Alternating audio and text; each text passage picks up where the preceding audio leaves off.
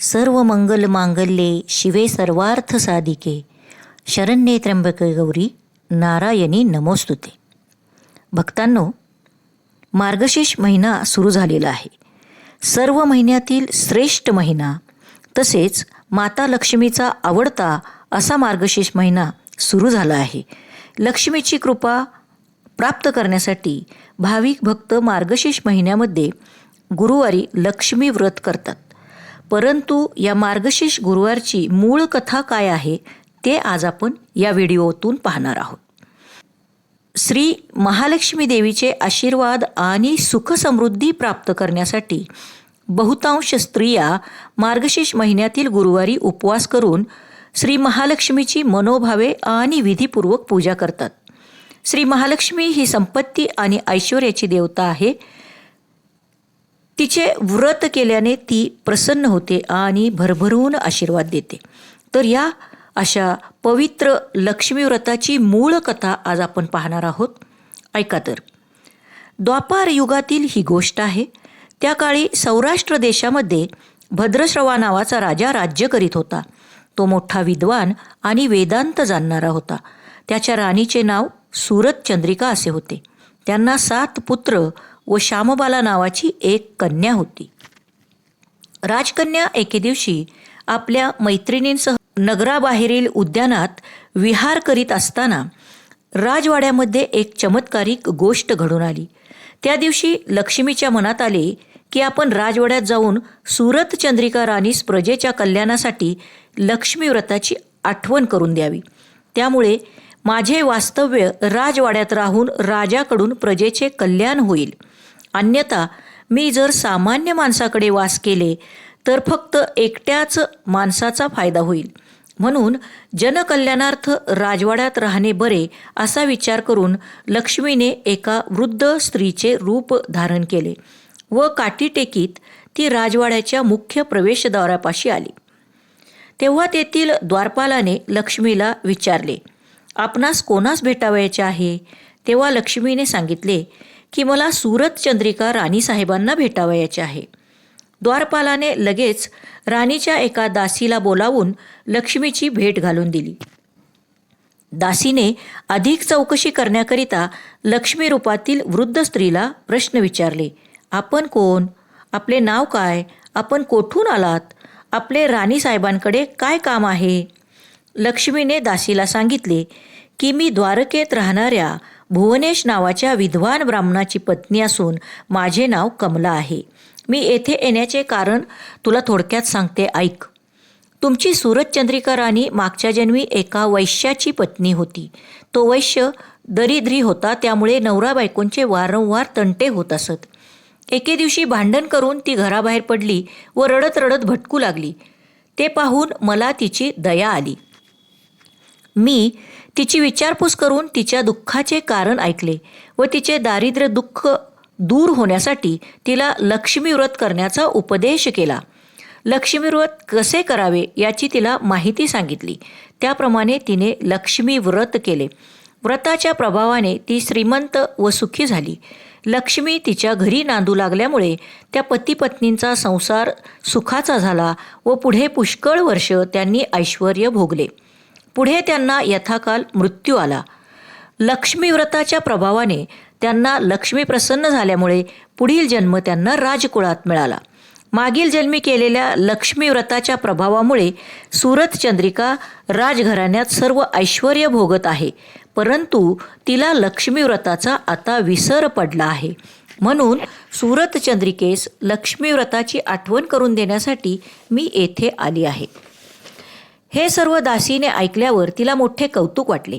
ती म्हणाली, आपण कृपा करून लक्ष्मी व्रत केव्हा व कसे करावे हे मला सांगाल काय? तेव्हा वृद्ध स्त्री स्वरूपातील लक्ष्मी म्हणाली, ऐक. मार्गशीर्ष महिन्यातील प्रत्येक गुरुवारी सकाळी नदी किंवा विहिरीवर स्नान करून 5 डहाळे काढून भरल्या कळशीत ठेवावेत. रांगोळी काढून पाट मांडावा. पाटावर साळी घालून त्यावर कळशी ठेवावी. कळशीमध्ये नाणे, सुपारी, मोती, पोवळे, दुर्वा घालाव्यात. जवळ समई लावावी. कळशीवर 8 बाजूला हळदी कुंकवाची बोटे ओढावीत. ओम लक्ष्मे नमा म्हणून पूजा करावी. तुपाचे निरांजन ओवाळावे. पिण्यासाठी वाटीमध्ये दूध ठेवावे. पुऱ्या लाडवांचा नैवेद्य दाखवावा. काही फळे ठेवावीत. पैसा, सुपारी, दक्षिणा, विडा ठेवावा. आणि आई लक्ष्मी अशीच येत जा. मुलाबाळांना सुखी ठेव. मला सौभाग्य दे. तुझी पूजा करून घे. सोन्या चांदीचा प्रकाश घरात पडू दे. दूध दुभत्याची लयलूट होऊ दे. माझा नमस्कार तुला पोचू दे. तुझा आशीर्वाद मला लाभू दे. भरली घागर घरात राहू दे. तेला तुपाचा दिवा तुला दिसू दे. माझे बोल तू ऐकावे. तुझे बोल मी मानावे. हीच प्रार्थना. अशी मनोभावे प्रार्थना करावी. सायंकाळी गायीची पूजा करावी. तिला पुरणवरणाचा नैवेद्य दाखवावा आणि आपण व्रतस्थ राहावे. रात्री जागर करावा. उणे दुने बोलू नये. सकाळी कळशीतील पाणी नदी किंवा विहिरीत सोडावे. 5 डहाळे 5 ठिकाणी टाकावेत आणि ज्या ठिकाणी पूजा केली असेल त्या ठिकाणी हळदी कुंकू वाहावे. अशा तऱ्हेने मार्गशीर्ष महिन्यातील हे व्रत 4 गुरुवारी करावे व आपल्या ऐपतीप्रमाणे दानधर्मसुद्धा करावा. हे सर्व लक्षात घेऊन व्रत कर. तुझे कल्याण होईल. व तुला कोणी भक्तीने विचारल्यास या व्रताची माहिती सांग, परंतु अभक्तीने विचारल्यास या व्रताची माहिती सांगू नकोस. दासीने हे सर्व मन लावून ऐकून घेतले व नंतर त्या वृद्ध स्त्रीला नमस्कार करून म्हणाली, आजीबाई, मी तुमचा बराच वेळ घेऊन तुम्हाला थांबविले, याबद्दल मला क्षमा करा. आज जाऊन राणीसाहेबांना तुम्ही आल्याचे सांगते. त्याप्रमाणे दासीने राणी वशात जाऊन वृद्ध ब्राह्मण स्त्री भेटावयास आल्याचे राणीला वर्दी दिली. सूरजचंद्रिका राणीला वैभवाचा मोठा गर्व झाला होता. त्यामुळे तिला दासीचा निरोप आवडला नाही, उलट रागच आला. राणी उद्दाम झाली होती. ती रागाने बाहेर आली व त्या वृद्ध स्त्रीला म्हणाली, काय ग थेरडे, तू कशाला येथे आलीस? कुणी सोडले तुला येतवर? चल चालती हो येथून. लक्ष्मी म्हणाली, दृष्टे, इतकी उन्मत्त कशाने झालीस? तुझे उद्दाम वर्तन पाहून मला क्षणभरही येथे राहावेसे वाटत नाही.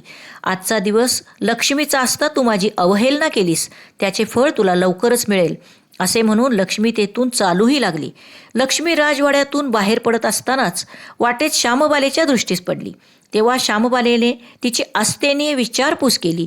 लक्ष्मीने राजवाड्यात घडलेली सर्व हकीकत तिला सांगितली. कारण श्यामबालेने सुद्धा राजवाड्यात राहू नये असेच लक्ष्मीला वाटत होते. श्यामबालेने लक्ष्मीचे बोलणे शांतपणे व नम्रपणे ऐकून घेतले.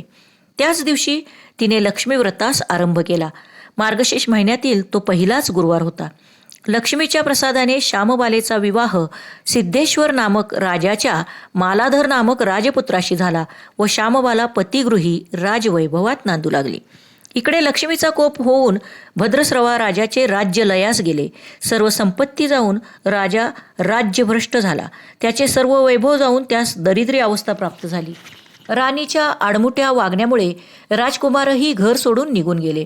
वेळेवर खाण्यास अन्न नाही, पांघरावयास वस्त्र नाही, अशी स्थिती झाल्यामुळे राणीने आपल्या जावयाकडे जाऊन सहाय्य मागण्याची राजाला विनंती केली.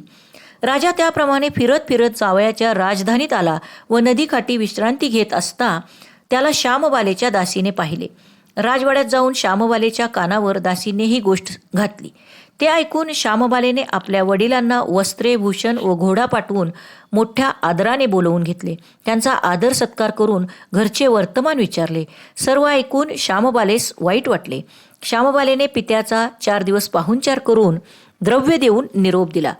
भद्रस्रवा राजा ते द्रव्याचे भांडे घेऊन घरी गेला आणि सूरजचंद्रिकेस ते दाखविताच त्याचे कोळशे झाले. काही दिवसांनी सूरजचंद्रिका आपल्या लेकीकडे गेली. तो दिवस मार्गशीर्ष महिन्यातील 4था गुरुवार होता. श्यामबाला नेहमीप्रमाणे लक्ष्मी व्रताच्या गडबडीत होती. पूजा आटोपून प्रार्थना करीत होती. राणीने ते पाहिले तेव्हा त्या व्रताची तिला आठवण झाली. आपली चूक तिला कळली. तिने लक्ष्मीची क्षमा मागितली व कळकळीने प्रार्थना करून लक्ष्मी व्रतही केली व मुलीला घडलेली सर्व हकीकत सांगितली. मातृपितृभक्त मुलीला आपल्या आईवडिलांची दया आली.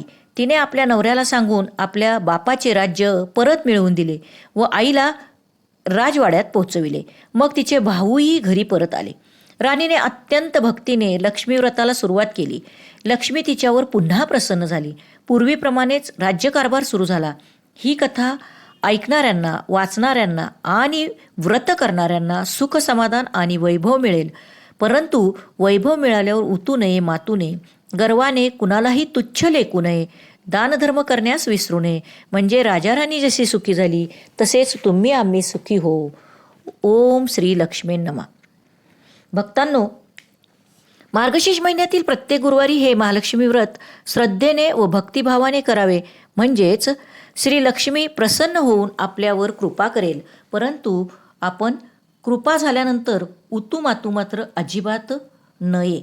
तर मोठ्या श्रद्धेने आणि नित्यनेमाने महालक्ष्मीचे व्रत करावे, म्हणजेच महालक्ष्मी भरभरून आपल्याला आशीर्वाद देईल. चला तर मग भक्तांनो, आता सांगितल्याप्रमाणे हे महालक्ष्मी व्रत आपण करूया, म्हणजे महालक्ष्मी आपणावर प्रसन्न होईल. हो, पण अशाच कथा ऐकण्यासाठी आमच्या रॉयल गुरुजी या चॅनलला नक्की सबस्क्राईब करा आणि ही माहिती सर्वांना बरोबर शेअर करा. श्री महालक्ष्मी नमः अशी कमेंट जरूर करा. धन्यवाद.